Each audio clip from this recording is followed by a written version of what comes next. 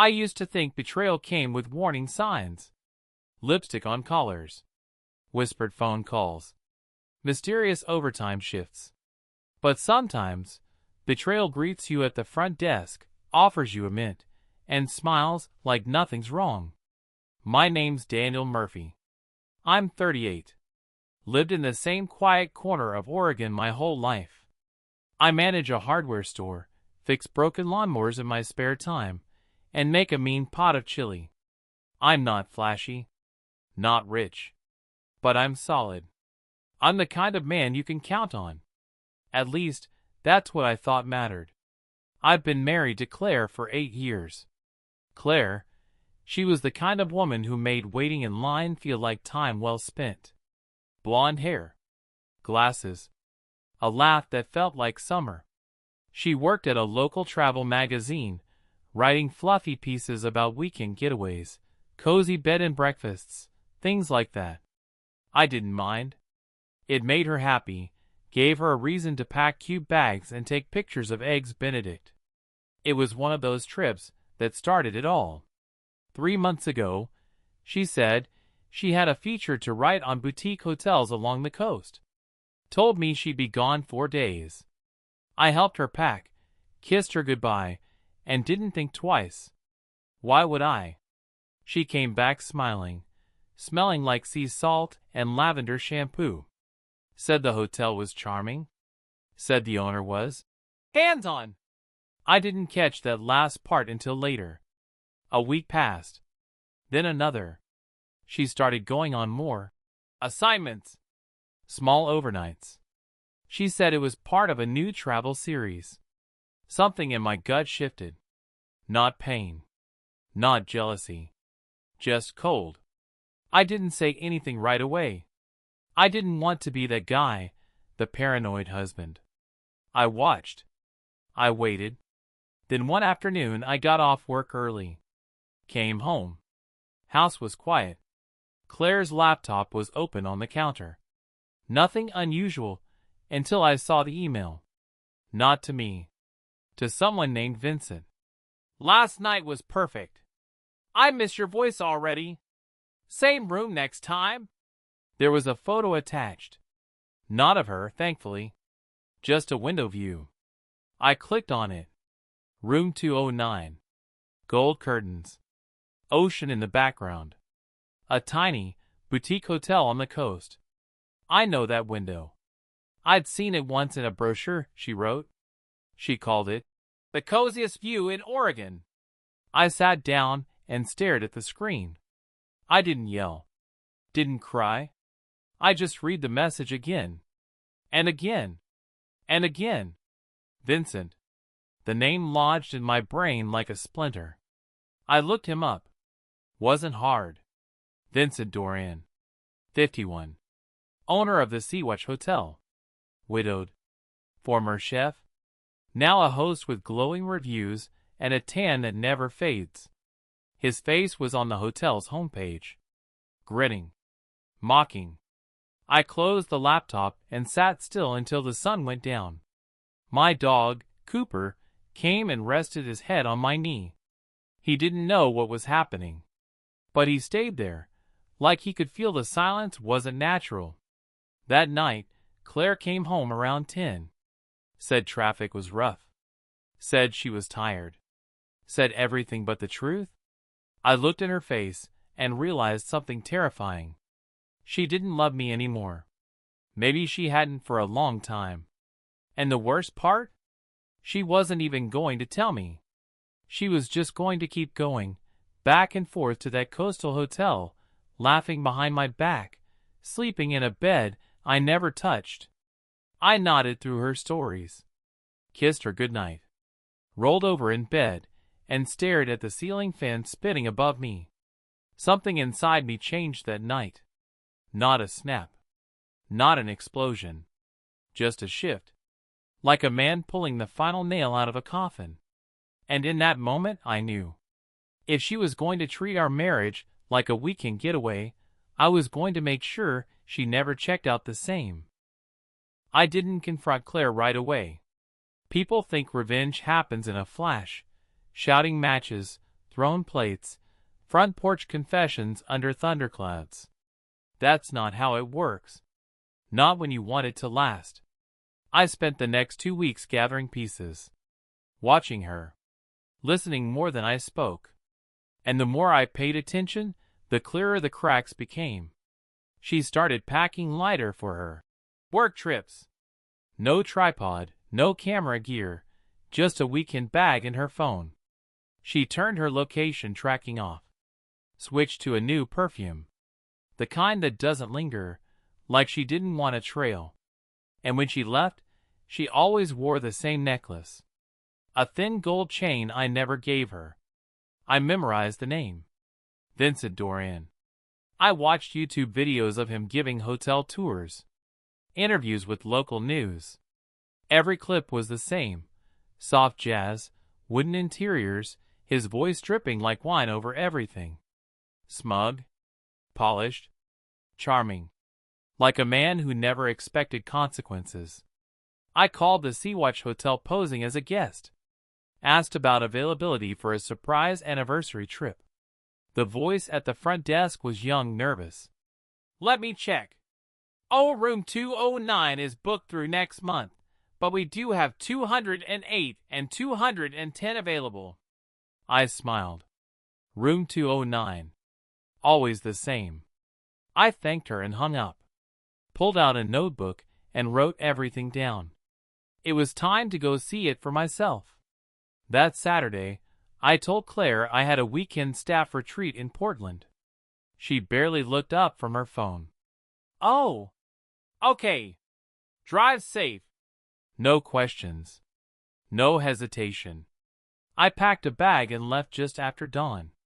Took the long way through the back roads, windows down, radio off. Just me and the hum of revenge building in my chest. By noon, I pulled into the Sea-Watch Hotel lot. It looked exactly like the photos. White walls, ocean just beyond the fence, flowers and little wooden boxes outside every room. A coastal dream for people with money and secrets. I didn't check in. Instead, I waited in the lot across the street in my dusty old Tacoma, drinking gas station coffee and watching the front door. At 1:17 p.m., she pulled in. Claire. Wearing sunglasses and a silk scarf. Same weekend bag. Same gold necklace. She didn't look around. She didn't hesitate. She just walked in like she belonged there. Like she'd done it a dozen times. I watched the front desk girl smile and hand her a key. Room 209. She disappeared down the hall, and a few minutes later, there he was. Vincent.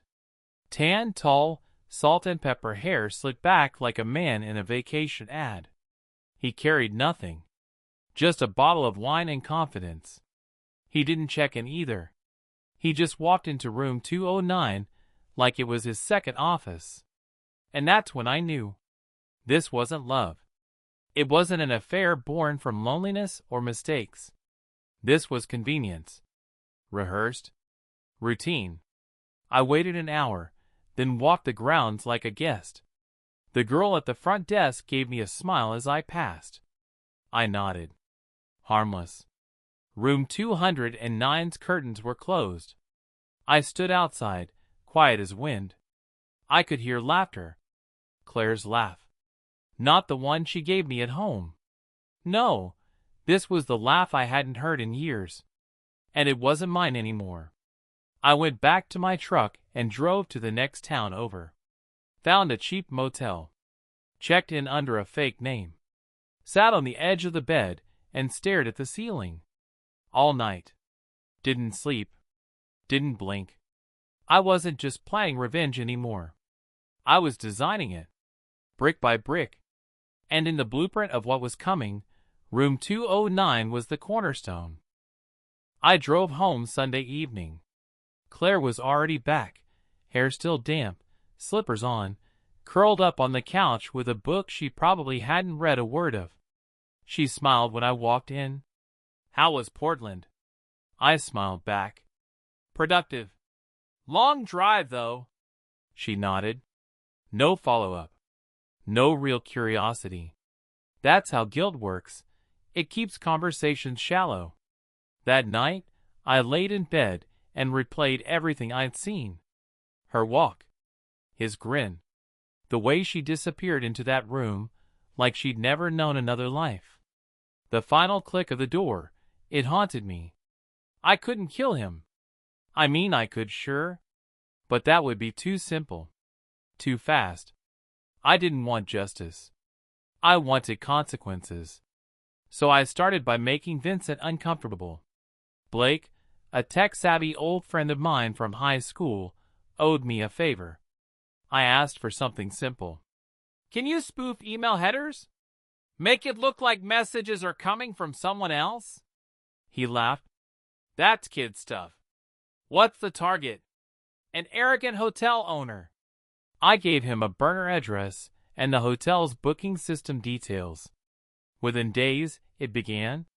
Fake emails from guests started pouring in. Complaints about bed bugs, mold, broken fixtures, missing items, unclean sheets. All copy-pasted from real online reviews, just not from Sea-Watch. Then came the refund demands. The threats of Yelp exposés. A fake blogger account called Seaside Truth started posting about what really happens in room 209. And the cherry on top? Anonymous tips to the health department and local fire marshal. Sea-Watch had inspections scheduled by the end of the week. Claire didn't know yet, but Vincent did. I made sure he did. By Friday, Claire was pacing the kitchen with her phone pressed to her ear. She didn't know I was listening from the hallway. What do you mean shut down orders? Can't you appeal it? Silence. More pacing. No, I didn't tell anyone. Of course not. Why would I? This isn't Vincent, I don't know. Okay, I'll call you later. She hung up hard and poured herself a drink. My heart should have broken. Instead, it sped up. Because that was only phase 1. Next, I planted a seed inside Claire's own life. A lie with just enough truth to bloom into paranoia. I created a fake email account. Sent her a message from an anonymous address. One line. Does your husband know about room 209? She saw it the next morning.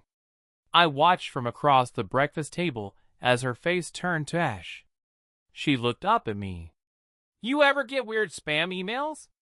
I shrugged. All the time. Why? She shook her head quickly. Nothing. Just junk mail. She tried to smile. It was crooked. I sipped my coffee and said nothing, because she'd already started unraveling. By Monday, she had deleted her social media accounts. By Tuesday, she wasn't eating. And by Wednesday, she drove all the way to the coast without telling me. Left a note on the counter. Taking a mental health day. I didn't follow her. Didn't need to. Vincent called her back. Tried to calm her down, probably. But the hotel was already bleeding money. Guests were canceling. Reviews were mixed with fakes now, enough to scare new ones off.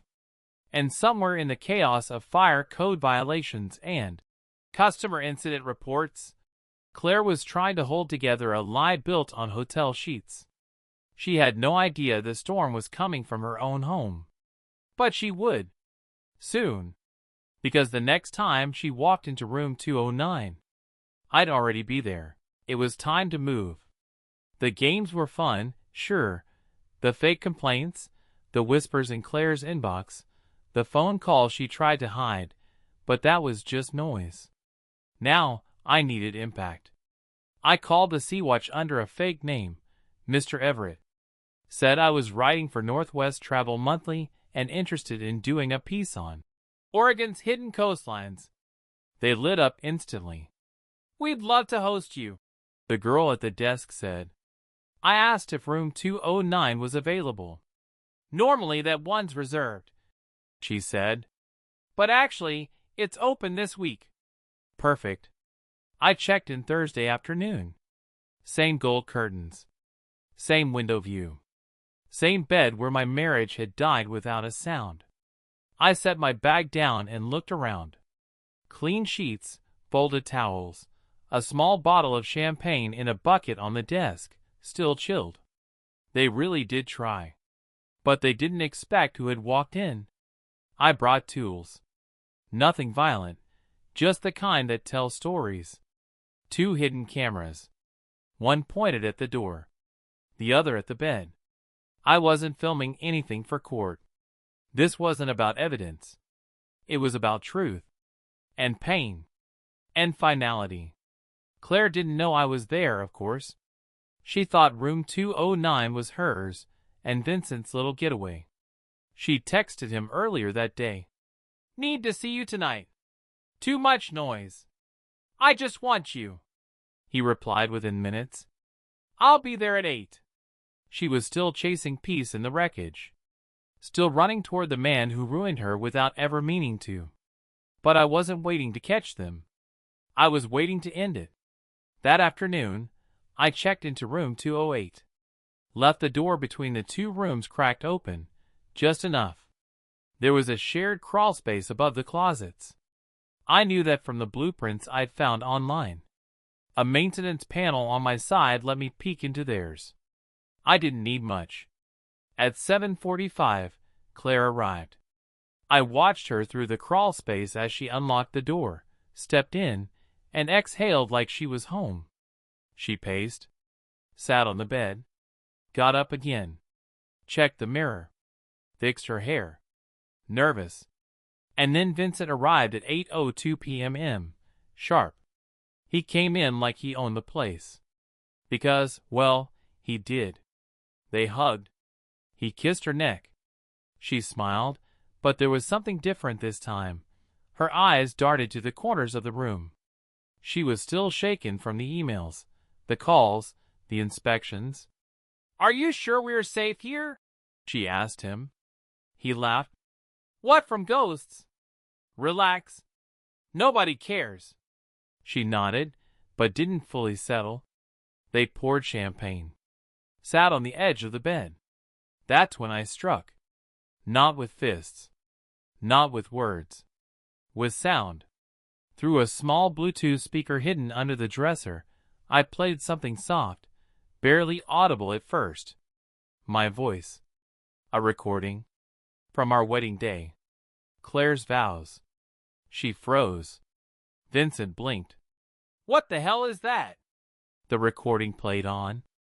I promise to be yours, Daniel, through calm and chaos. Claire stood, pale as paper. Where's that coming from? She looked around in a panic. Vincent started checking drawers. Is someone in here? I watched it unfold from the crawl space, the coldest satisfaction burning in my chest. Then the next recording started. Claire's voice again, but not from our wedding. From a phone call. One of the ones she had with Vincent weeks ago. One Blake had recorded through a spoofed VoIP trace. I don't care about the consequences, she said in the recording. I just want Daniel out of my life. Vincent backed toward the door. Claire was shaking now. Who's doing this? She shouted. I pressed the final button. The TV turned on, screen black, then a single line of white text. Do you know who's in the room with you? Then, silence. Claire opened the door and ran out into the hallway, looking both ways. I was already back in room 208, door locked, watching her through the peephole. Vincent followed, shouting her name. They were out. Panicked? Trapped? I packed my things, slipped out the back exit unnoticed, and left the hotel behind me. But this wasn't the end. This was the warning. The reckoning was coming. One room at a time. Claire came home 2 days later. She looked like someone who'd survived a fire. Dark circles under her eyes. Hair tied back, no makeup. She dropped her bag by the door and stood in the hallway like she'd forgotten how to live here. I was in the kitchen, pretending to fix the sink. She didn't say a word. Didn't need to. She was different now. Skittish. Quiet. The kind of quiet that builds when the walls start closing in. I offered her coffee. She said no. For the next week, we lived like strangers, passing each other in the hall, nodding in silence, eating at opposite ends of the house. Claire barely touched her phone. The burner she used for Vincent? Gone. I made sure of that. Had it remotely wiped through Blake the day after the hotel. Vincent tried to call her again. Once. Then never again.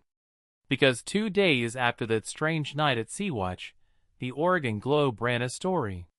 Hotel under fire for violations, anonymous harassment, and inappropriate relationships with journalists. I didn't write it, but I helped create it. Blake leaked every call, every email, every tip I fed him. He found an eager freelancer online desperate for a scoop. And she dug in. Fast. Thorough. No names. Just enough detail to bury reputations. Claire was mentioned only as a former contributor to a now-defunct travel blog. But she knew. She knew it was about her. The fallout came swift. She lost her magazine contract. Got dropped by a local tourism group she used to freelance for. And in a quiet, final blow, her name was quietly removed from several published articles. It was as if she had been erased. I watched it all from the kitchen table, sipping coffee every morning like I was reading the weather. One night, she tried to talk. I don't know what's happening, she whispered, sitting across from me at dinner. I met her eyes. Calm. Steady. I think you do, I said. She broke then.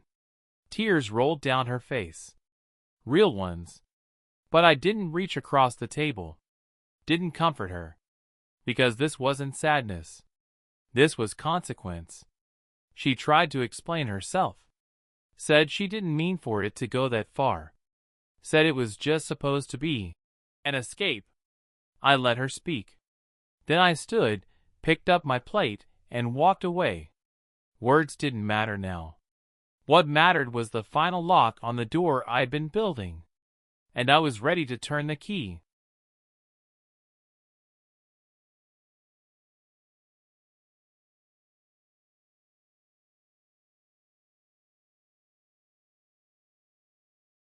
Three weeks after the hotel, I handed Claire a plain white envelope.